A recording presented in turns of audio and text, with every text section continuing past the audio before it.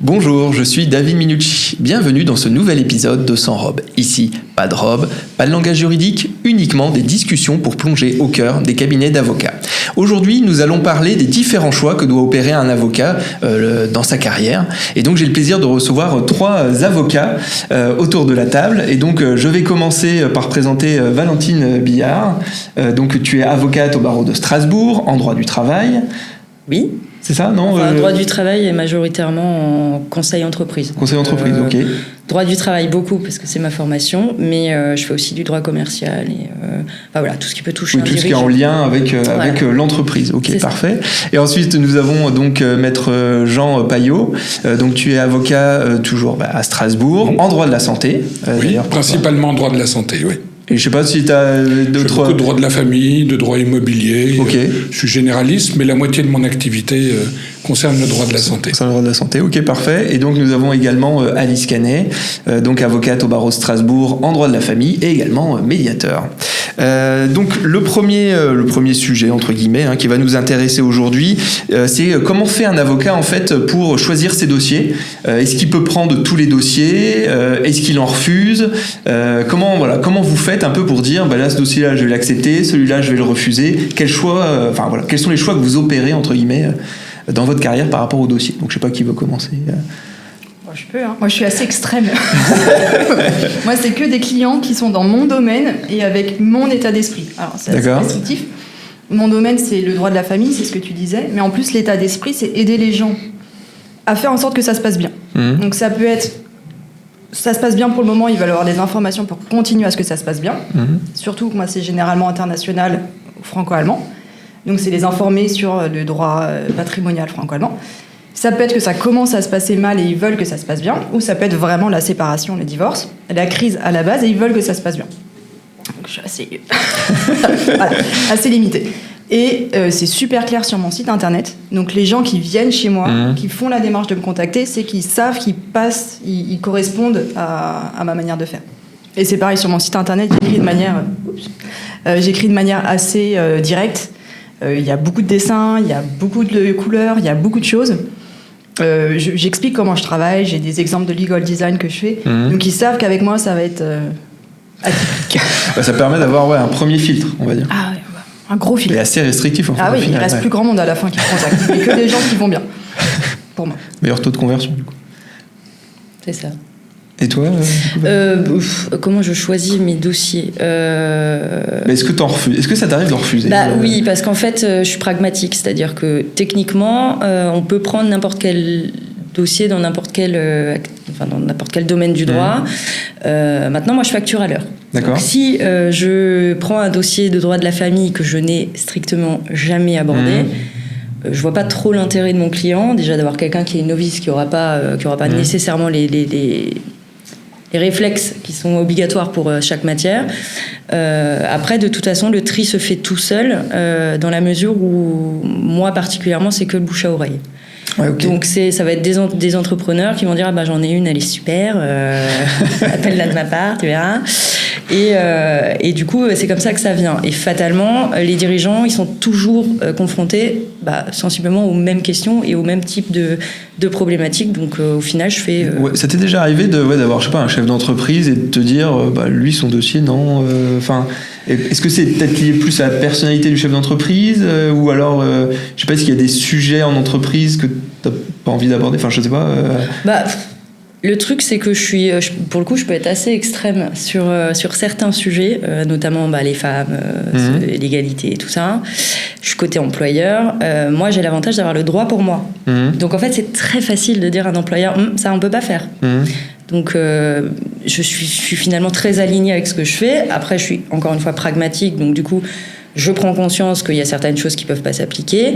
On trouve des solutions pour être le plus d'équerre possible, tout en restant intègre. Je veux dire, à un moment, on peut aussi dire à ses clients que, en fait, vos salariés, sans eux, ça ne roule pas, quoi. Donc, un minimum de respect, un minimum de savoir-être. Et, laissons à chaque personne ce qui relève de leur propre, de ce qu'ils apportent dans la société.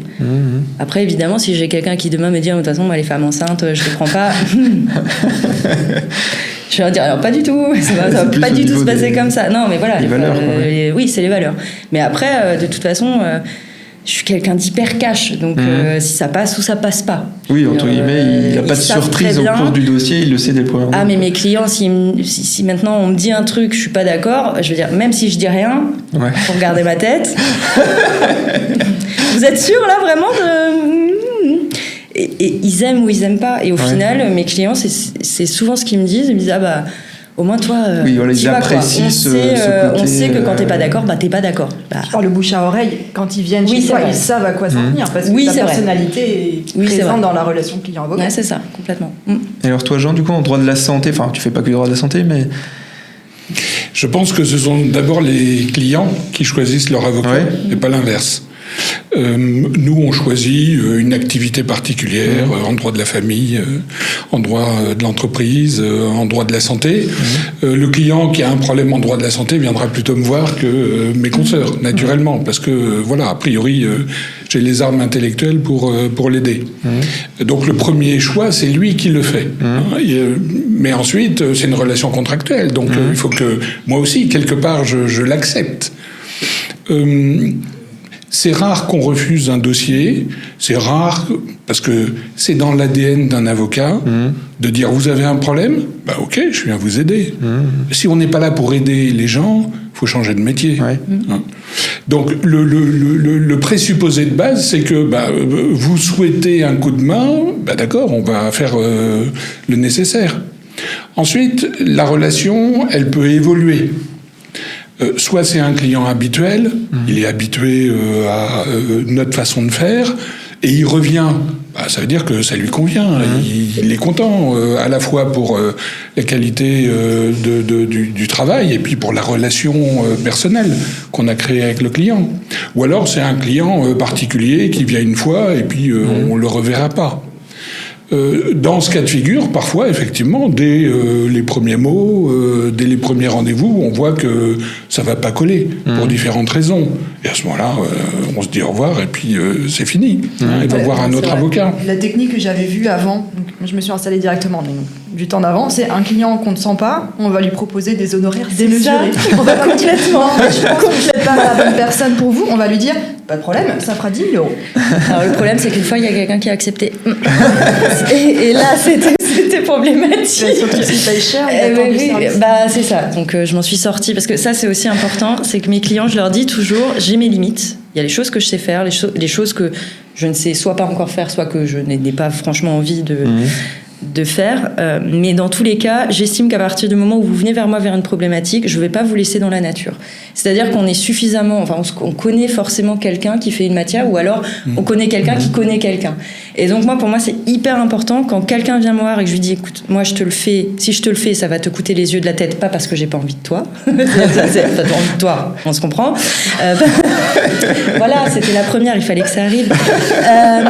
C'est pas parce que j'ai pas envie de travailler avec toi, c'est juste que, comme ce que je disais tout à l'heure, je vais te surfacturer, ça n'a aucun sens. En termes de temps. Mais dans ce cas-là, moi je sais pas si c'est pour vous le cas aussi, mais on a des forums, des trucs. Est-ce que vous connaissez quelqu'un qui est compétent dans ce domaine-là ? Et on redirige. Parce qu'on laisse personne dans le... Moi aussi, j'ai envie d'aider les gens, mais j'ai aussi cette idée, ma meilleure manière d'aider les gens, c'est quand ça va bien matcher, quoi. Que je vais avoir vraiment envie, que la personne, je vais avoir sincèrement envie de l'aider. Parce que je l'apprécie et j'ai vraiment envie de l'aider à arriver au résultat qu'elle veut. En revanche, je ne vais pas les laisser dans la nature. Je vais essayer de recommander les bonnes personnes. Souvent, beaucoup de choses se font au premier rendez-vous. Et si ce n'est pas au premier, c'est au deuxième ou au troisième. Mais assez rapidement, on voit si on est fait pour travailler ensemble ou pas. Et puis, on a la chance à Strasbourg qu'il y a beaucoup d'avocats et que donc, il y a beaucoup de manières d'être défendu et que un justiciable ou quelqu'un qui demande des conseils va trouver chaussure à son pied, forcément. Et il y en a beaucoup et il y en a suffisamment peu pour qu'on se connaisse quand même un minimum et qu'on puisse aller dire qu'il y aurait un avocat pour ci ou pour ça. Ouais, ok.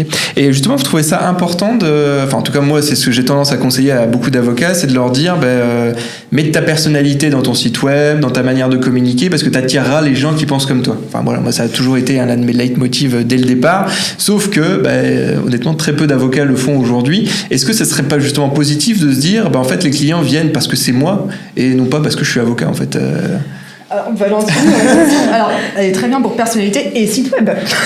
Voilà. Ah, c'est un fail absolu, le site web. Je n'ai pas de site web. Ouais, pas pour l'instant, dis pas ça. Non, alors j'ai essayé, mais le principe... Alors moi, le problème, c'est que si je m'écoute... Alors, il y a la Valentine qui se filtre et la Valentine qui se filtre pas. Celle qui se filtre... Déjà, moi, le principe de... moi, j'ai fait ci, moi, j'ai fait ça... compliqué, c'est difficile. Pour moi, d'essayer de me vendre, c'est compliqué parce que je trouve qu'on fait une matière qui est pas commerciale. Enfin, c'est pas que je trouve, on fait pas une matière commerciale. Donc, c'est compliqué de dire, moi, je ferais mieux que les autres. Voilà. Celle qui se filtre pas, moi j'aurais des comme ça, rock'n'roll, on y va, les tatouages, les trucs, les machins, je suis pas sûre que j'aurais qui que ce soit qui viendrait. Mais si, il y a plein de gens dans la vie. Ouais, mais bon, ils seraient tous rock'n'roll comme ça, à un moment il faudrait quand même être un peu sérieux sur quand je demande des... Je dis pas qu'ils sont pas sérieux. Mais ça n'empêche pas d'être sérieux à l'intérieur. Ah non, mais je l'entends, mais en fait je pense que si je devais avoir une vitrine, il faudrait que la vitrine pour le coup soit plus sérieuse que moi, pour qu'au moment du premier rendez-vous, ils se rendent vite compte du décalage qu'il y a entre mon travail, parce que ça c'est important, c'est que je pense que je travaille bien, en fait. En tout cas, moi, je donne tout ce que j'ai dans ce que je fais. Je travaille bien, je travaille dur, je trouve des solutions. Mais à côté de ça, c'est vrai que je vais pas m'empêcher d'être moi-même. Mais si sur mon site internet, je leur dis allez, c'est la fête. Sans avoir besoin de dire que c'est la fête, mais en tout cas, parler. Enfin voilà, non. En fait, je trouve les vidéos, c'est bien pour ça, parce que ça montre vraiment tout ce qui est le langage non-verbal, quoi. Et donc, du coup, on s'attache ou pas à la personne. Mais même déjà sur les photos, la manière de rédiger le texte. Après, il n'y a pas besoin non plus de partir, entre guillemets, dans des délires. Enfin, il faut rester sérieux quand même. Ah, bah, il y en a 2-3 qui sont gratinés. Hein. On avait fait des tours de sites internet, où des fois, c'est pas forcément des avocats, mais sur des activités un peu annexes, où il y en a. Bon, après, il y en a aussi, c'est beaucoup pour se distinguer aussi. Ouais, non, mais j'entends. Après, moi, vraiment, c'est un vrai fail. Je sais que c'est un axe d'amélioration, hein, clairement. En même temps, t'en as pas besoin, t'en fiches. Mais parce que les gens viennent pour le mélange de compétences pointues dans ton domaine créativité, que beaucoup n'ont pas, et de personnalité. Peut-être. Bouche à oreille, c'est le mélange des deux, le bouche à oreille. Peut-être. Je serais pas la mieux placée pour en parler. De toute façon, je fais pas exprès, hein. Non mais c'est à un moment ça sort hein, non mais je trouve que le fait de moi je pousse énormément les avocats à faire des vidéos parce que je trouve que justement leur personnalité transparaît dans la vidéo justement et c'est ce qui fait, et d'ailleurs moi il y a énormément d'avocats justement pour lesquels on a travaillé cet axe vidéo où justement ils me disent en fait tel client m'a dit en fait je suis venu en rendez-vous mais je savais déjà que c'était vous en fait c'est beau ça. Et je trouve ça je trouve ça beau parce qu'ils viennent pas justement parce que voilà, la personne est avocat, mais c'est parce qu'ils cherchent une personnalité. En fait, il y a quand même un lien de confiance qui doit se créer. Donc, quelque part, il faut que les personnalités, elles matchent aussi, quelque part. Mais Jean n'a pas répondu encore sur la question et son site est aussi un peu personnalisé sur... Oui, c'est vrai. Bon, moi, je crois que le premier site que j'ai créé, c'était en 98 ou en 99. Précurseur, parce que pour les avocats, c'est précurseur. Je suis assez à l'aise. Très, très en retard, du coup. Je suis assez à l'aise avec les sites internet en général. Celui qui me sert actuellement a été fait par un autre, même si je l'alimente personnellement, et je mets pas mal de moi-même. Voilà. Donc le client intéressé à l'idée de prendre contact avec moi a beaucoup d'éléments me concernant qui lui permettent de voir si l'a priori est positif ou pas. Ouais, tout à fait. Après, ça reste une rencontre personnelle. Et puis il y a beaucoup de dossiers où les gens viennent me voir indépendamment de ce que je pense, qui je suis, etc. Mais parce que j'ai une compétence particulière dans mon domaine, notamment en droit de la santé, plus particulièrement en droit de la fin de vie. Toutes les affaires Leonetti, Claes Leonetti, arrêt de soins et compagnie, les gens viennent me voir parce que je suis compétent et que c'est une niche très particulière où on n'est pas non plus extrêmement nombreux à connaître ce domaine. Tu avais été médiatisé comme avocat des parents de Vincent Lambert. Oui. Lambert. Voilà, donc le bouche à oreille fonctionne bien aussi, et pas seulement parce que c'est tel avocat, mais aussi parce qu'il connaît bien ce domaine. Voilà. Donc après, on arrive à se découvrir et voir si effectivement on peut travailler ensemble. Mais voilà, quand la compétence est là, surtout dans des domaines très particuliers, qui sont en plus des domaines d'urgence, les gens viennent me voir. Ils s'appellent comme ils s'appellent, ils viennent d'où ils viennent, et puis on travaille correctement ensemble. Il n'y a pas de problème.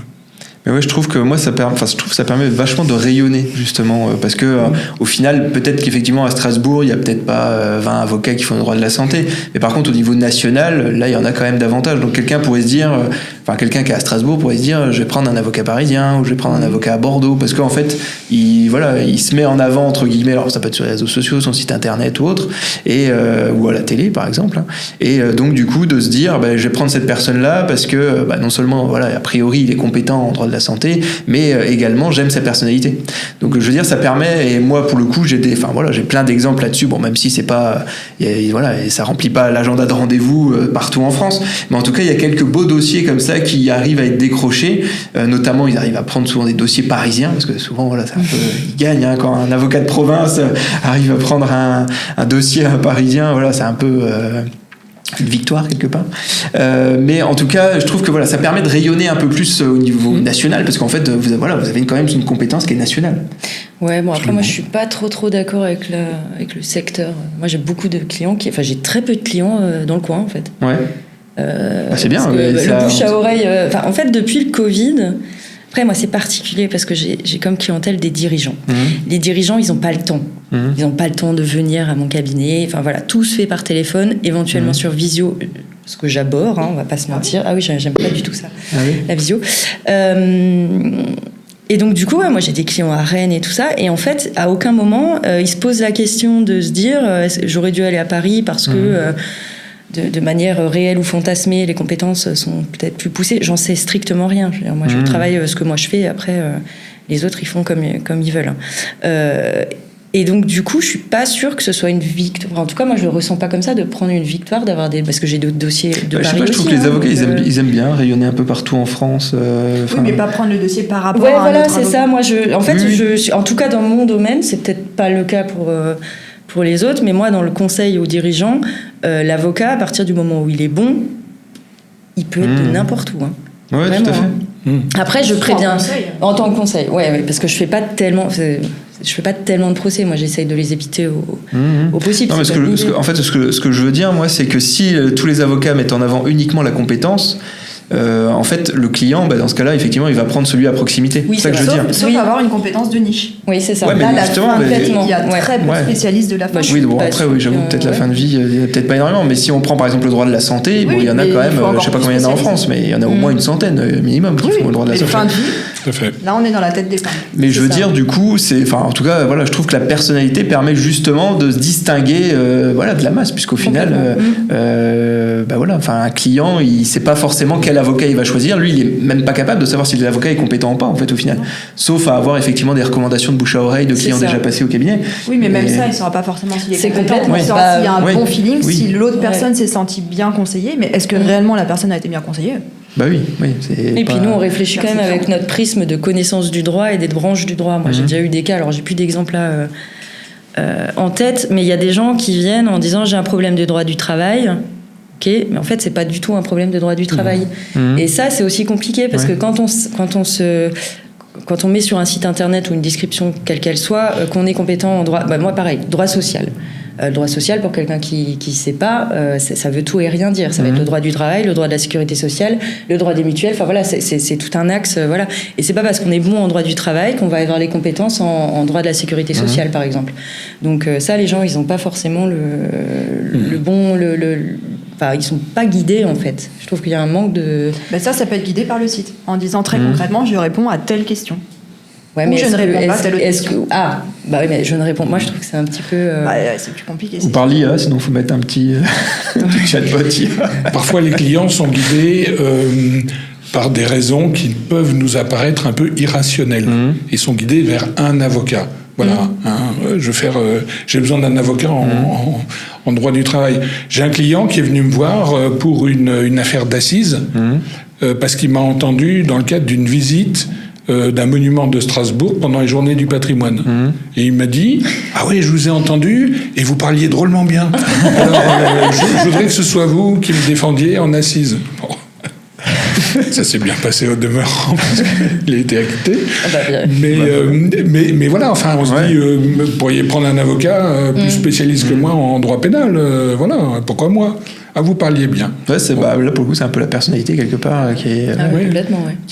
Mais je trouve que c'est un peu, le rôle de l'avocat d'être un peu un espèce de guichet du droit. Complètement. Mais moi, c'est comme ça que je le vois, vraiment, parce que quand les gens viennent me voir avec des problématiques que je sais que j'arrive, franchement, j'y arriverai pas, quoi. Pas de manière efficiente. Déjà, nous, on est là pour identifier. Alors, ok, ça, c'est une problématique de tel droit. Moi, dans mon entourage, voilà, je peux vous conseiller un tel. Mais c'est vrai qu'on est, pour moi, on est un guichet. Hein. Même au téléphone. Au téléphone, moi, ça m'arrive très souvent qu'on m'appelle, puisque du coup, je suis dans une petite ville, donc je suis appelée régulièrement pour différentes problématiques, notamment du droit pénal, du droit de la famille, ce que je ne fais pas. Et c'est à ce moment-là que je donne d'autres noms. Des fois, je donne même le numéro, quoi. Enfin, parce que j'estime que quelqu'un qu'on appelle, je trouve ça un petit peu violent de lui. Alors déjà, elle est en difficulté, cette personne. Et on dit, désolé, je fais pas ça. Bah ouais, c'est vrai que... Pardon, mais enfin, je trouve qu'effectivement, et je rejoins ce qui était dit tout à l'heure, on est là pour... Enfin, si on fait ce métier, c'est parce qu'on a à cœur d'aider les gens. Les aider en les guidant, mais c'est hyper important. Ouais, moi je fais plus parce que j'ai un site internet très clair, donc les gens qui me contactent viennent pour moi. Vous avez qu'à lire mon site. Vous avez pas lu ? Non. En fait, je ne réponds pas au téléphone. Ah bah voilà, encore mieux. Je ne réponds pas. Les gens prennent rendez-vous avec moi par mon site internet. Ah, ok. Et il y a au moment de la prise de rendez-vous un petit formulaire à remplir sur ce qui les amène à moi, ce qu'ils cherchent avec moi, ce qu'ils ont essayé de faire avant moi. Et s'ils vont jusqu'au bout de la démarche, même si c'est un rendez-vous gratuit, c'est parce qu'ils voient qu'ils sont au bon endroit, quoi. Mais je pense que, toi, Alice, tu dois avoir un problème de flux, en fait, parce que le droit de la famille, en fait, c'est que des particuliers, mais surtout, il y a entre guillemets, de la quantité, un peu comme le droit pénal, ou même en droit du travail aussi, il peut y avoir des gros flux. Alors que toi, c'est plus de l'entreprise. Oui, mais s'il y a des gens qui viennent en pénal ou en rien à voir, en famille, parce que petite ville et qu'ils ont vu limite dans le beau temps. Et puis j'ai un nom qui commence par B, donc c'est tout au début. Ouais, non, mais des fois, c'est pas plus bête que ça. Hein. Donc, non, mais je les renvoie. Après, moi, j'ai pas beaucoup d'appels. Hein. Je pense qu'il n'y a pas de problème chez moi. Il y a très peu de problématiques. Je vois pas d'autre explication. Et donc du coup, alors pour changer un peu de sujet, mais on reste dans le thème de l'émission qui est sur les choix. Alors je sais pas, vous êtes associé dans les cabinets ou non ? Vous êtes tout un titre individuel ? Non ? Je suis à titre individuel, oui. Vous êtes tous les trois, du coup ? Moi aussi. Ouais. J'ai exercé en cabinet. Ouais. J'ai exercé 10 ans comme collaborateur, 8 ans comme associé dans le même cabinet. Et puis au bout de 18 ans, j'ai pris mon indépendance et j'ai créé mon propre cabinet. Et alors du coup, pourquoi c'était quoi ? C'était un problème peut-être relationnel ou... Oui et non, il y a aussi un ensemble de circonstances qui ont fait qu'à un moment je me suis dit non, je serais beaucoup mieux tout seul et je le regrette pas un instant. Ouais. J'ai beaucoup apprécié de travailler en groupe, mais il se trouve que dans ce cabinet j'avais plutôt une activité individuelle. C'était un cabinet de droit des affaires et je faisais plutôt le contentieux, qui est plutôt une activité on va dire individuelle. Donc j'ai toujours travaillé en individuel, y compris en étant associé. Donc c'était pas difficile de switcher et de voir comment on fonctionne en individuel. Parce que les chiffres, c'est quoi ? Je crois, il me semble que c'est 30% d'associés, 30% d'individuels et après 30% en collab. Je crois, il me semble que c'est ça à peu près. Je pense qu'à Strasbourg, il y a beaucoup d'individuels. Ouais. Beaucoup. Ouais. Mais j'ai pas les... Je pense que c'est une donnée assez importante au plan national. Je me demande si on n'est pas plus proche même des 50%. En individuel. Ah ouais, je pense qu'il y a plus d'individuels que de... parce que moi j'avais les stats mais avec les collaborateurs, je crois. Oui, mais après, c'est la tradition. C'est ça, c'est qu'il y a des structures avec 50 avocats, donc forcément, comment est-ce qu'ils calculent le truc Est-ce qu'ils prennent chaque personne ou une structure ? Pardon. Non, pas de souci. Mais alors au début, moi je me disais, mais ça dépend de la matière. Et puis en fait, au final, plus j'avance, entre guillemets, plus je me rends compte que pas du tout, en fait. Parce qu'on pourrait se dire, par exemple, droit de la famille, c'est plutôt des cabinets individuels, mais il existe des grosses structures en droit de la famille, des fois avec 20, 30 avocats, enfin voilà. Donc, alors qu'est-ce qui distingue parce que toi tu disais en fait t'as un exercice individuel, mais on va dire c'est plus un choix personnel au final, parce que en soi ça pourrait être, tu pourrais intégrer un cabinet où il y a d'autres matières par exemple, pluridisciplinaires. Je travaille en communauté de bureau avec un autre avocat qui est venu chez moi. Manifestement, il se sentait suffisamment bien pour y rester d'ailleurs, tant mieux. Mais oui, il y a des circonstances qui font qu'à certains moments, on sent que ça va être mieux en individuel. Il y a d'autres moments où on se dit c'est peut-être mieux de travailler avec d'autres. C'est difficile de trouver une règle qui fonctionne pour tout le monde. Donc vraiment, ça dépend et des circonstances et des choix professionnels, au sens j'ai envie de travailler plutôt dans tel domaine. Je n'ai pas forcément besoin. Je trouve qu'en droit des affaires, la possibilité de travailler à plusieurs est légitime. Ouais, parce qu'un même client, quelque part, il peut rayonner avec différents... Oui, il peut y avoir des problématiques qui méritent d'être vues sous différents angles. On fait une restructuration de société, c'est rare qu'on arrive à le faire tout seul. Ça peut impliquer qu'on soit quelques-uns. Certains y arrivent, mais voilà, c'est bien. Ça peut être aussi pour le dirigeant qui a un cabinet dédié aux dirigeants, mais qu'il y ait un aspect dedans, conseil pour la gestion de l'entreprise, pour le patrimonial de la famille, pour éventuellement le pénal, dans certaines situations. On pourrait aussi imaginer ça. Ou pour des clients, des cabinets pour des particuliers, avec du pénal, de la famille et du travail, parce qu'on sait que quand souvent ça va de travers dans un, il peut y avoir des répercussions dans les autres. Ouais. Mais est-ce que vous êtes posé la question du coup avant de vous installer? Est-ce que vous vous êtes dit non, moi ce sera un cabinet individuel, ou est-ce que vous vous êtes dit pourquoi pas m'associer, je recherche des associés, bon au final ça s'est pas fait, enfin je sais pas comment on passe en gros de collaborateurs, enfin je sais pas, mais en tout cas comment on crée son cabinet? Est-ce que c'était évident que ça allait être individuel, ou est-ce que non, il y a eu une recherche en amont? Bon, après pour moi c'était particulier parce que je savais que je voulais m'installer dans ma ville. Moi je suis pas à Strasbourg. Après, pour trouver un confrère qui serait intéressé pour venir parce que moi je suis originaire de cette ville, évidemment j'ai c'est pas impossible. Non, c'est pas impossible. Moi je connais des cabinets où il y en a un dans telle ville, il y en a un dans une autre ville, et ils sont associés. Ouais, mais alors du coup, parce que moi, honnêtement, le fait de m'installer toute seule, je me suis installée parce que c'était le moment. Je veux dire, il y a un moment dans la carrière où on sait que ça y est, c'est le moment. Je prends mon envol, et de toute façon, à mon sens, mais ça m'est personnel, c'est la finalité du métier. Pour moi, au bout d'un moment, c'est quand même un métier qui a une vocation à être travaillé de manière indépendante. Je me suis installée parce que c'était le moment, mais j'ai jamais trouvé quelqu'un susceptible d'être intéressé. Après, j'ai pas cherché outre mesure, mais j'aurais apprécié avoir quelqu'un à qui ne serait-ce que parler, alors pas forcément en association, mais au moins dans les mêmes locaux. Pour moi, c'est ce qui a été le plus dur, c'est d'être vraiment seul. Ouais. Et d'avoir aucun échange, même. Enfin, moi, je trouve ça hyper intéressant. Je suis dans mon domaine et je parle à quelqu'un qui fait un tout autre domaine, je lui expose certaines choses. Et en fait, on discute. Et ça, c'est vraiment un truc, quand on s'installe, pour moi, ça a été très, très dur. Ouais, le fait d'être seul. Et puis même après, même pour les vacances, je veux dire... Les quoi? Mais s'il y a une audience pendant les vacances, bon après, maintenant, on peut demander à un confrère, etc. Oui. Mais c'est sûr que... Quand on est substitué, ça, c'est bon. Ça se gère. Les vacances, pendant les vacances comme scolaires, ça va. C'est plus le côté humain d'être seul. Et, ah oui, ça c'est dur. Mais ça n'a pas forcément à voir avec le statut associatif. Oui, ça n'a pas forcément. Moi, je suis à mon compte individuel et seul depuis la prestation de serment. Mais j'ai toujours été en communauté de bureau. Donc j'ai toujours pu aller toquer à la porte à côté, ou me retrouver à la cuisine au moment du déjeuner et parler de mon dossier, ou parler avec les confrères ou consoeurs de leur dossier. Et qu'effectivement, juste pour le plaisir d'échanger, ou parce qu'on en parle, les idées grandissent. Et que ça permet d'avancer sur plein de choses. Donc c'est pas la même chose. Non, je suis d'accord avec toi. Partage et lien juridique entre les personnes. Après, pour répondre à ta question, moi je me suis installée directement parce que je voulais pas qu'on puisse me dire « Ah ben non, tu veux des enfants, c'est très bien, mais par contre les dossiers tu les bosses et tant pis si ça veut dire jusqu'à 20h. Je suis pas tout à fait d'accord. En tout cas, moi c'était mon truc, et je voulais pas qu'on puisse moi sentir une limite dans mon choix d'avoir des enfants et du temps que je passe avec eux. Donc je me suis installée directement. Alors, du coup, complètement inenvisageable bien sûr de m'associer dès le début, parce qu'il faut d'abord quand même faire ses armes. Et pour moi, c'est important aussi de pouvoir grandir dans sa réflexion sur sa manière d'exercer et ses compétences. Et une fois qu'on a une idée claire, peut-être qu'on peut faire venir des gens avec soi dans le bateau. Mais avant, non. Mais là, maintenant, oui, moi j'aimerais bien moins m'associer, mais plutôt faire grandir avec des collaborateurs et autres. Et voir aussi au niveau franco-allemand et grandir au niveau comme ça. Mais... Ouais, c'est sûr que c'est pas évident. Parce que moi, des fois, je rencontre des avocats et donc, ils sont par exemple collaborateurs et puis ils décident que ils ont pour projet de s'installer.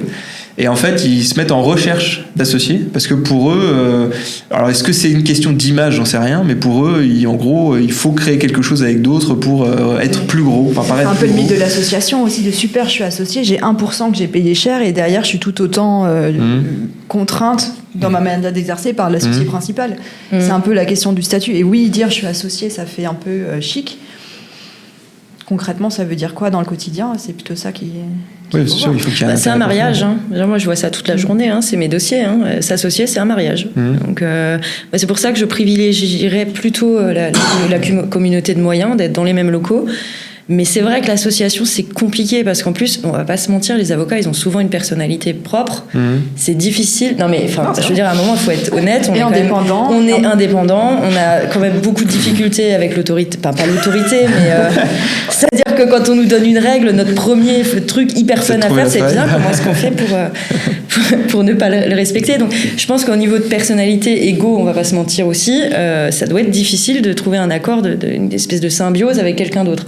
Je dis pas que c'est impossible, je dis juste que pour moi, l'association, de ce que je vois au quotidien, c'est quand ça ne va plus. Donc forcément, et puis j'ai jamais travaillé dans un... Moi, j'étais collaboratrice d'une personne qui était elle-même à titre individuel, elle exerçait elle-même à titre individuel. Donc en fait, je ne sais même pas ce que c'est travailler en association. Objectivement, je l'ai jamais vécu. Donc pour moi, ce serait vraiment l'inconnu. Mais ça pourrait être un projet dans le futur. Enfin, je sais pas, admettons un collaborateur, une collaboratrice qui vient au cabinet, ça se passe super bien, super bonne relation. Non. Alors c'est pas une question. Alors les relations, pas de problème. Moi, j'ai juste un problème de positionnement. C'est-à-dire que si on a été collaborateur pendant très longtemps.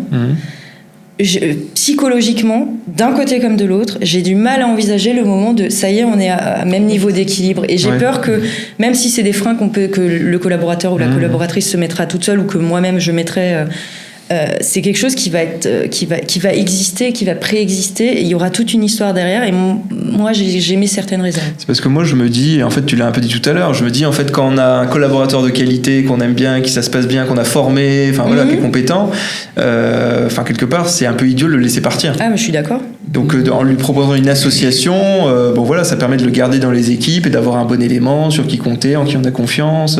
Enfin, moi, c'est plus ce côté-là. Non, mais j'entends complètement. Parce que moi, en fait, j'accompagne des cabinets où effectivement, ils étaient seuls et puis ils ont grossi. Bon, voilà, tant mieux pour eux. Et en fait, se pose la question de dire, là, maintenant, il y a des départs, en fait, de collaborateurs. Ouais, mais ça, à mon avis, ça peut être possible quand on a une grosse structure de base parce que les relations sont pas les mêmes. Quand on travaille, on est le seul collaborateur d'une personne qui travaille à titre individuel.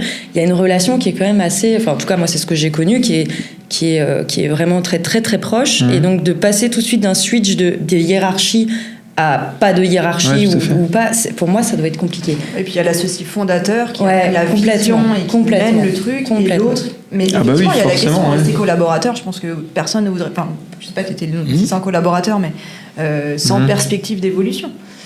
Plus de nos jours, en tout cas. Mais oui, la question se posera sans doute un jour, mais je ne sais pas encore, donc... La dimension psychologique était effectivement importante et le fait de switcher de collaborateur à associé n'est pas du tout facile et je suis d'accord, on n'est pas forcément sur un pied d'égalité, on l'est au plan juridique, on l'est pas dans la réalité. Et même si l'associé fait tout pour que ça se passe bien et que tu es vraiment associé et je te demande toujours ton avis, etc., il y a toujours une réserve. Il y a un frein, les bonnes associations, c'est entre personnes qui ont plus ou moins le même âge, qui font plus ou moins la même chose. C'est ça qui marche bien. Et on a de très beaux mariages professionnels à Strasbourg, au barreau, depuis des dizaines d'années. Voilà, ça fonctionne très bien. Ça peut très très bien fonctionner. C'est un mariage économique, c'est un mariage intellectuel, mais il y a quelque chose d'affectif aussi un petit peu derrière. Parce que du coup, ça voudrait dire que si un cabinet veut grossir, en gros, il est obligé de s'associer, mais de manière externe, de faire venir quelqu'un et pas au niveau interne. Moi, c'est ce que je ferais. Ah ouais, pas du tout. Complètement. Après, moi, je conseille l'inverse total à mes clients. Et si tu as été le père d'un collaborateur, non, mais ça, je suis d'accord que oui, les relations effectivement sont compliquées. Oui, il y a un truc qui matche pas trop là, effectivement. Mais effectivement, peut-être que le problème, effectivement, c'est de se dire j'ai un collaborateur et je l'associe, alors que peut-être quand on en a plusieurs, il y a moins déjà ce côté. Mais enfin, de toute façon, du coup, j'en choisis un. De toute façon, il y est toujours. Mais en même temps, dans un cabinet, je suis désolé, mais quand il y en a plusieurs qui s'associent, il y a toujours un chef. En réalité, il y a jamais plusieurs chefs dans un cabinet. Enfin, en tout cas, moi, de ce que je vois, même si ça se dit machin, etc. Moi, je le vois bien parce que je suis prestataire pour les cabinets d'avocats. Je sais tout de suite qui décide. Il y en a un qui est là et boum. Je pense que dans des grands câbles de Strasbourg où il y a différents grands noms qui sont mis ensemble, je pense que tous les grands noms étaient plus ou moins à égalité et qu'effectivement, il n'y a pas forcément un boss, mais parce qu'ils se sont associés alors qu'ils étaient tous au même stade. Et qu'ils apportaient tous sensiblement la même chose. Après, il y a le chiffre d'affaires qui joue. Enfin, moi, je vois des cabinets où ils se sont associés. Ils étaient tous, par exemple, collaborateurs d'un cabinet. Ils ont créé un cabinet de zéro. Je vois qu'au début, oui, globalement, ça discute, machin et tout. Et après, très vite, c'est le chiffre d'affaires qui compte. En fait, celui qui a le lead, c'est celui qui fait le plus de chiffre. Enfin, souvent, honnêtement, moi, ce que je vois, en tout cas, c'est ça. C'est que celui qui prend le lead, c'est celui qui a le plus de chiffre d'affaires. Donc, je veux dire, en fait, quelque part, il y a toujours un lead. Et c'est normal. Enfin, une structure, elle doit quand même avoir une tête. C'est pas une question de diriger ou de pas diriger, puisqu'en fait on peut incarner la direction tout en sachant très bien que n'importe quelle décision va être soumise au vote des autres, au vote ou à l'approbation, enfin comme on l'entend. Par contre, quand on a quelqu'un qui vous a formé, parce que quand on sort de l'école d'avocat, je dis pas ça pour toi Alice, parce que tu t'es formée sur le tas, mais moi en tout cas j'ai appris, je suis restée 6 ans et demi, 7 ans en collaboration avec une personne qui m'a formée, mais au sens véritable, c'est-à-dire que c'est elle qui m'a appris le métier. Je me voyais pas, de toute façon il n'en était pas question, mais je pense que je me serais jamais vue, quand bien même, et en plus c'était tout à fait le genre à me dire allez-y, prenez votre envol, prenez des décisions et tout ça. Moi psychologiquement, de me dire que mon mentor me dit allez vas-y c'est la fête, tu peux prendre tes décisions, ça aurait été trop compliqué. Mais encore une fois ça me concerne moi, peut-être que ça dépend quelle relation on a. C'est peut-être pas sur une première collaboration en tout cas, parce que quand on est sur une première collaboration, on a quand même une espèce d'adoration pour, enfin en tout cas moi c'était un peu le cas pour la personne. Je pense qu'il y a vraiment. Non mais c'est vrai. C'est un vrai côté de mentor. Plusieurs cas de ce que tu dis effectivement où le collaborant a proposé une association à plusieurs de ses collaborateurs au fil des années et à chaque fois ça a été refusé. Je pense que c'est pas forcément remettre en cause la qualité de chef entre guillemets, mais je pense qu'effectivement se dire tu étais mon mentor, mon maître de quoi, et maintenant on est au même niveau. C'est dur. Je pense que c'est compliqué. Mais moi je trouve que c'est un frein dans le développement des cabinets justement, parce que on laisse partir quelqu'un de qualité, on laisse partir du chiffre d'affaires quelque part, parce que la personne elle va être indépendante du cabinet, alors qu'en fait elle aurait pu grossir à l'intérieur du cabinet ensemble en équipe. Enfin je sais pas. Enfin bref, c'est ma vision des choses, mais après ils ne nous appartiennent pas les collaborateurs.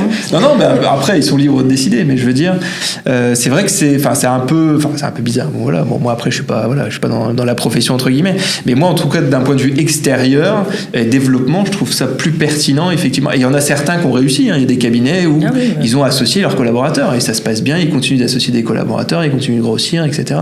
Mais c'est vrai que c'est compliqué comme c'est sans doute plus facile dans une grosse structure. C'est ça, exactement. Mais au début on est petits, on a précisément l'occasion de voir le jeune collaborateur qui va devenir bientôt associé et pour lequel c'est même un projet professionnel. En fait, c'est ça. C'est quand la structure est plus moyenne.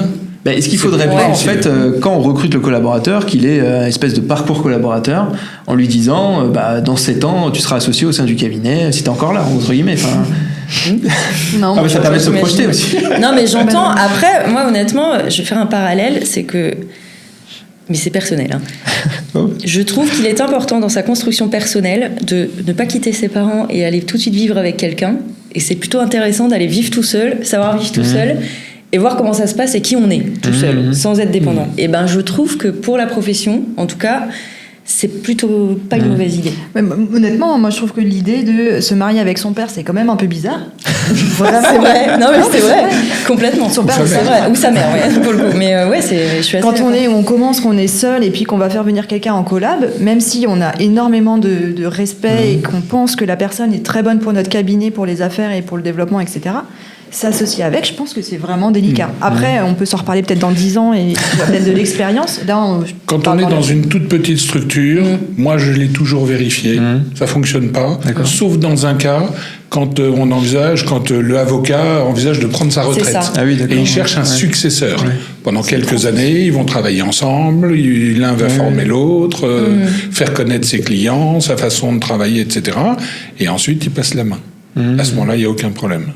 Mais sauf ce système Quand c'est une petite structure, je pense que c'est compliqué. C'est vrai qu'effectivement, il y en a beaucoup qui le font plutôt en fin de carrière, enfin, dire dans les 10 dernières années ou 5 dernières années. Ah, très bien. Et du coup, sur cette période-là, comme on est dans ce truc de je fais la passation, c'est plutôt légitime que la personne qui est fondatrice, elle garde quand même ce lead et de dire moi je ferai comme ça, machin truc, tout en ayant en tête que ça y est, il va falloir passer le truc. Voilà, mais c'est temporaire. Par contre, si ça l'est pas et que ça a aucune vocation temporaire, pour moi, en termes de positionnement, c'est très compliqué. Ok. Alors changeons un peu de sujet du coup, mais restons toujours dans le thème de l'émission. Du coup, il y a moi je suis toujours un peu impressionné, etc. Des avocats qui décident de s'engager au niveau de l'ordre, etc. Et même de devenir bâtonnier. Parce que je trouve que pour le coup, bâtonnier, c'est un rôle qui est très compliqué, puisque déjà forcément, ça prend énormément de temps, on se prend toutes les doléances, machin, etc. Mais en plus, en fait, j'ai l'impression, en tout cas moi, c'est l'image que j'en ai, c'est quelque part on fait un peu une croix sur sa carrière. En tout cas, on la met entre parenthèses pendant 2 ans, c'est 2 ans, il me semble, c'est ça. Le dauphinat, le temps. Oui, en plus après il peut y avoir, oui, effectivement. Ouais, tout à fait. Et donc, en fait, alors je sais pas si vous avez, vous envisagez, vous avez été bâtonnier, j'en sais rien. Et qu'est-ce que vous en pensez un peu de ce rôle de bâtonnier? Bon, je suppose que vous pensez qu'il est important, quand même, essentiel. Moi, je peux en parler à distance puisque je ne me sens pas concernée à ce stade. Chaque mais il faudra peut-être y être un jour, tu vois. De toute façon, ça tourne. On peut être bâtonnier plusieurs fois, oui, je pense. Oui, on peut être bâtonnier plusieurs fois. Et puis dans les petits barreaux, c'est même habituel. Dans les petits barreaux, ils ont pas le choix. Un barreau comme celui de Strasbourg avec 1200 avocats. Vous êtes à peu près à la même taille que Lille, parce que Lille, ça doit être ça aussi. Oui, on a un chouïa plus gros, mais pas ça beaucoup. Doit être à peu près ça. À peu près la même chose. Lille, Rennes, Montpellier, c'est à peu près les barreaux de même taille. 2 ans pour un bâtonnier, c'est presque long parce que effectivement, c'est quasiment un temps plein. Voilà. Oui. Alors qu'un bâtonnier à Saverne, il a le temps de bosser. C'est le petit barreau d'à côté. Mais après, là maintenant, à Strasbourg, il y a depuis 2 mandats bâtonnier et vice-bâtonnier ensemble, et je pense que ça allège un petit peu, mais ça reste une charge immense. Pour moi, c'est complètement inenvisageable d'être bâtonnière ou vice-bâtonnière, ou même d'être membre du Conseil de l'Ordre. Parce que ça ne marche pas avec mon emploi du temps où je veux faire tourner un cabinet sans travailler trop parce que je veux être présente pour mes filles qui sont en bas âge. C'est juste pas faisable. Moi, dans les contraintes que je suis prête à choisir, il n'y a pas ça. Mais c'est dommage parce que je pense que c'est une très très belle fonction. Après, peut-être pour plus tard. Je veux dire, c'est pas... ça peut évoluer dans le temps. Oui, après, je pense que savoir à quoi ressemblera la vie dans 20 ans... Oui, c'est compliqué. Bon, mais plus tard peut-être. Et toi, non? Moi, ils le font très bien. Ils font ça très bien. Quand j'appelle, il y a quelqu'un, c'est parfait. Voilà. Et vous êtes membre du Conseil de l'Ordre? Non, il y a quelqu'un ici? Non, personne n'est membre du Conseil de l'Ordre? J'ai été 12 ans au Conseil de l'Ordre. 12 ans, ouais. Voilà. Je pense qu'il y a beaucoup de façons différentes d'aider les confrères. Et je pense que c'est assez intéressant, à un moment dans sa vie professionnelle, de dire je vais en faire peut-être un tout petit peu moins pour mon cabinet, puis je vais réserver une petite part pour les confrères.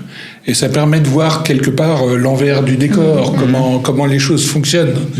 Et puis voir comment on peut aider à améliorer ou en tout cas à prendre sa part de la charge. Moi, j'ai été très content d'être membre du Conseil de l'Ordre pendant 4 mandats.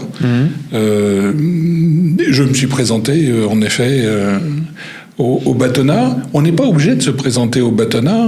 Peut-être on peut juste donner un coup de main comme membre du Conseil de l'Ordre. Je ne suis pas bâtonnier, je ne suis plus au Conseil de l'Ordre.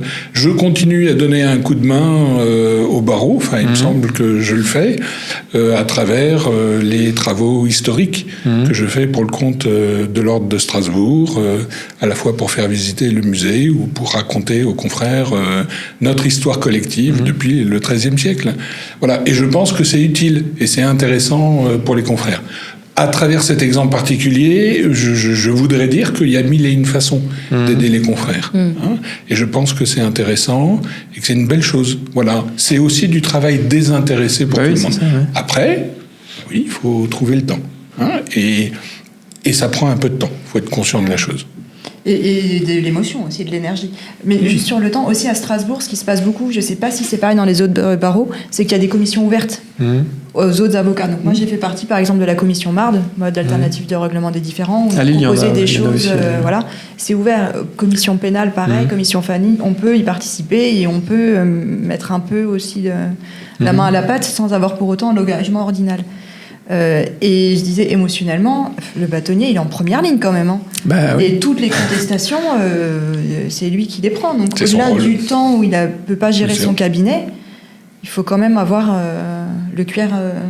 De toute façon, à Strasbourg, c'est du temps plein, je pense, non quasiment du temps plein. Enfin, c'est du temps plein. Ah oui. Ouais, parce que c'est tellement. Donc, déjà pendant 2 ans, à Strasbourg, on met son cabinet entre parenthèses. Donc, soit on le fait en fin d'activité professionnelle et on a déjà un pied et demi, non pas dans la tombe. Je le voyais venir. Soit on le fait, et un certain nombre l'ont fait, en pleine activité professionnelle, mais on met vraiment son cabinet entre parenthèses, et au bout de 2 ans, il faut repartir de zéro. Et parfois, il ne repart pas. Et parfois, c'est difficile. Hein. On a vu quelques vice-bâtonniers ou quelques bâtonniers quitter la profession après leur mandat. Ouais. Donc, faut être conscient que c'est pas facile. Et après, quand on est au Conseil de l'Ordre, c'est quoi ? C'est à peu près combien d'heures, je sais pas, par semaine ou par mois ? C'est fixe ou non ? Enfin, je sais pas. Il y a un Conseil de l'Ordre, pour faire simple, à peu près tous les 15 jours. Voilà, on se prend le temps. Et après, c'est quoi ? C'est une 3 heures, etc. Du coup, le membre, après, il y a le travail individuel. Un truc comme ça, non ? Alors, il y a des travaux en commission, puisqu'on fait partie d'un certain nombre de commissions. Et puis, voilà, il y a des activités, le fait de participer à des taxations, c'est-à-dire le fait d'aider le bâtonnier à rendre une décision en matière de recouvrement ou de contestation d'honoraires. Voilà, ce sont les membres du Conseil de l'Ordre qui préparent les dossiers pour le bâtonnier. Le pauvre bâtonnier, s'il avait 400 dossiers par an à faire, il ferait que ça également à longueur de temps. Donc les membres du Conseil donnent un coup de main. Il y a les rapports. Pour quelqu'un qui veut s'installer au barreau de Strasbourg, il faut étudier s'il y a toutes les conditions légales qui sont remplies, faire la petite enquête de moralité, etc., etc. Voilà, tout ça, c'est un travail, en plus des différentes commissions qui est réel. Voilà. Ouais. Après, c'est pas non plus 1 heure par jour. Ouais. Ça reste beaucoup plus raisonnable, mais c'est quand même un peu de temps. Parce que le bâtonnier est rémunéré ou pas, lui ? Oui. Et les conseils de l'ordre, non ? Si ? Non. D'accord. Je pense que l'autre chose aussi, c'est que les membres du Conseil de l'Ordre sont aussi quand même identifiés comme personnes ressources et on peut les solliciter pour avoir de l'aide sur telle ou telle chose, que ce soit dans les rapports entre confrères ou que ce soit aussi potentiellement dans des dossiers. Ouais, donc forcément, ça prend du temps. Et je pose la question CNB, mais bon, a priori, non, c'est pas dans les projets d'aller au Conseil national des barreaux. Et là, d'un coup, les regards vont vers moi. Il y a des gens qui font ça très bien. Et après, au niveau... est-ce que vous faites partie d'associations Là, ça y est, c'est parti. Non. Oui. Non, je sais pas. Oui. Alors, vas-y, on t'écoute. Allez, vas-y. Allez, c'est parti. Je suis présidente d'une association sur Agneau qui s'appelle Madame Ose. D'accord. Et qui est une association, on va le dire, féministe et qui fait des spectacles et des cours de danse burlesque. D'accord, ok. Ça y est, c'est sorti. Voilà, ça y est, c'est fait. Est-ce qu'il y a des vidéos Alors, on a fait notre show annuel samedi. D'accord. Sur Brumat. Donc, oui, il y a plein de vidéos. Et vous avez... t'as jamais fait partie de l'UGA ? Si, parce qu'il y a... Sans transition. Alors, sans transition aucune. Est-ce qu'il y avait un spectacle Si. C'est la burlesque à la revue. Non, mais je veux dire... Non, c'est pas prêt pour le burlesque. Ça pourrait être génial. Ah non, mais le problème, ce serait un problème de temps, parce que dans l'absolu, moi, toujours, en vrai, dans la vraie vie, moi, je voulais être rockstar, on va pas se mentir. Donc, être sur scène n'est pas un problème. C'est quelque chose que j'aurais pu complètement, j'aurais apprécié d'en faire partie. Maintenant, le problème, c'est que j'habite loin, et je pense qu'il y a énormément de répètes, et quand je fais quelque chose, je le fais à fond, donc ça serait matériellement un peu compliqué. Puis après, je sais même pas s'ils voudraient de moi, soyons très clairs. Mais non. Alors, du coup, j'ai monté ma propre association de mon côté, enfin c'est l'association avec une école de danse, mais donc voilà, moi je suis impliquée au niveau un petit peu plus local et qui n'a strictement rien à voir avec l'activité, mais qui est tout aussi rentre dedans. On sait où sont nos idées, elles sont pas autre part, ça, c'est clair. Et toi, Alice Oui, moi j'ai créé une association qui s'appelle la Maison des Solutions, puisque c'est une association franco-allemande Et c'est l'idée de connecter différents professionnels de compétences complètement variées, donc pas juste juridiques, mais aussi des coachs, aussi des psys, aussi des conseillers en gestion de patrimoine, des traducteurs, qui ont tous à cœur de plusieurs choses. D'abord, d'aider au niveau franco-allemand, qui sont tous bilingues et qui ont vraiment à cœur l'amitié franco-allemande, et qui ont tous aussi à cœur d'aider les personnes, mais un peu dans le empowerment, de leur donner des outils pour qu'eux puissent trouver la bonne solution qui aille bien pour eux. Voilà, un bon projet, on est encore au début, mais ça va être chouette. Et je fais aussi partie de Geschäftsführer der Ausschuss der Arbeitgemeinschaft Mediation. À tes souhaits. En gros, c'est l'équivalent de la commission MARD, donc Mode Alternative de Règlement des Différends du CNB au niveau allemand. D'accord. C'est l'association, la partie allemande, la partie médiation de l'association allemande des avocats. D'accord. Voilà, notamment. Et c'est quoi? C'est national au niveau, au niveau allemand? National, oui, d'accord. Ok. Et oui, en France aussi, je suppose. Non, je suis pas dans la commission. Enfin, j'ai vu un peu la commission MARD, mais. Oui, d'accord, mais t'as pas de fonction en tant que telle, t'assistes là-bas, je fais partie du comité aussi, j'ai été élue. Ah oui, d'accord. Ah ouais, ok. Bon, d'accord, super, en tout cas, c'est bien, vous investissez. Et alors toi, Jean, je sais pas, tu fais partie de l'association, ou en tout cas, t'étais au conseil de l'ordre. En tout cas, tu t'es investi déjà beaucoup. Je suis très, très investi dans plein d'associations. Je crois que je préside encore 3 associations. Ah oui. Il a même oublié. Mais au plan professionnel, j'ai beaucoup investi dans une association sportive qui s'appelle l'USP, l'Union sportive du Palais, dont j'ai été président pendant 3 ans. Il y a des photos jeunes avec les voilà. Et je crois que je fais ma dernière année dans l'équipe de foot. Ça fait 33 ans que j'écume les terrains de foot du coin avec les avocats et magistrats, quelques huissiers, etc. Conjoints d'avocats aussi, voilà. On prépare le prochain déplacement pour un tournoi interbarreau en Corse, qui aura lieu au mois de septembre prochain. Voilà. Donc ça, c'est super sympa. Bon, c'est bien. Et puis sinon, il y a le musée des avocats, qui n'est pas érigé en association, mais qui me prend malgré tout un peu de temps, avec une visite du musée à peu près une fois par mois. Voilà. Et qui est l'occasion de faire découvrir tant le barreau de Strasbourg que la profession d'avocat en général au grand public, indépendamment des avocats, et notamment des jeunes avocats qui viennent découvrir leur histoire collective. Je me rends compte que j'ai oublié une association dont je suis présidente. Bien joué. La boulette. Le réseau européen de gestion des conflits, qui est une association de formation à la médiation interculturelle. D'accord, ok. Bon, c'est bien, vous êtes tous très investis à chaque fois dans les associations. Moi, je fais partie d'aucune association, donc je vais pas... Et je pense que l'avocat est quand même presque dans son ADN impliqué dans la vie de la société et de la cité. Ben oui, mais même toi, le burlesque, c'est quand même une manière de porter haut et fort des valeurs de girl power, ouais, complètement, ouais. Ouais, non, c'est vrai. L'égalité, et du coup, de trouver sa place et prendre sa place. Ouais, c'est vrai.